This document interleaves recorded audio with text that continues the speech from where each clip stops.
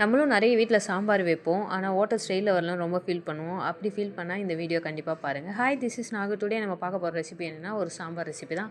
சரி, வாங்க ஸ்ட்ரெயிட்டாக வீடியோக்குள்ளே போயிடலாம். ஃபஸ்ட்டு நான் துவரம்பருப்பு கழுவி எடுத்து வச்சுருக்கேன். அதில் வந்து பார்த்திங்கன்னா 2 கிளாஸ் தண்ணி சேர்த்துட்டு பெருங்காயம், மஞ்சள் தூள், எண்ணெய் விட்டு ஒரு 3 விசில் வேக விட்டு எடுத்து வச்சுருக்கேன். அது ஓரமாக ஒரு பக்கம் இருக்கட்டும். ஒரு பிளேட்டில் வந்து பார்த்திங்கன்னா பூண்டு, 3 காஞ்ச மிளகாய், சீரகம், சாம்பார் பொடி, அதுக்கப்புறம் வந்து பார்த்திங்கன்னா 2 தக்காளி எல்லாத்தையும் நைஸாக அரைச்சி எடுத்துக்கலாம். அதுக்கப்புறம் ஒரு குக்கர் வச்சுட்டு அதில் எண்ணெய், கடுகு போட்டுட்டு அதுக்கப்புறம் பொரிஞ்சு வந்ததுக்கப்புறம் ஒரு பெரிய காஞ்ச மிளகாய், அது கூடவே வெங்காயம் நல்லா வதங்கட்டும். வதங்கினதுக்கப்புறம் அரைச்சி வச்ச விழுது இது கூட சேர்த்துட்டு கருவேப்பிலை, கொத்தமல்லி சேர்த்துட்டு உப்பு சேர்த்துட்டு அதுக்கப்புறம் வந்து பார்த்திங்கன்னா ஒரு 1 1/2 ஸ்பூன் அளவுக்கு மிளகாய் தூள் சேர்த்துக்கிறேன். நல்லா கலந்து கொடுத்துட்டு நல்லா அந்த பச்சை வாசனை போட்டோம். அதுக்கப்புறம் வந்து பார்த்திங்கன்னா வேக வச்ச பருப்பு வந்து இது கூட மசிச்சுட்டு அது கூட மிக்ஸ் பண்ணிக்கிறேன். ஒரே ஒரு கிளாஸ் அளவுக்கு மட்டும் தண்ணி சேர்த்துக்கிறேன்.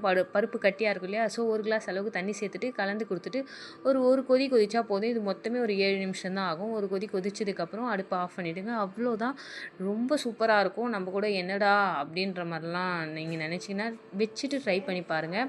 ஹோட்டல் ஸ்டைலில் இருக்கும். அந்த ஸ்மெல் ஆகட்டும், பெருசாக மசாலா சேர்க்கலை, நம்ம தக்காளியை அரைச்சி வச்சு தான் சேர்த்துருக்கோம். அதுக்கே வந்து பார்த்திங்கன்னா ரொம்ப சூப்பராக இருக்கும். சிம்பிளான ஒரு ரெசிபி தான். ட்ரை பண்ணி பார்த்துட்டு எப்படி இருக்குன்னு சொல்லுங்கள். தேங்க்யூ ஃபார் வாட்சிங் அண்ட் பை.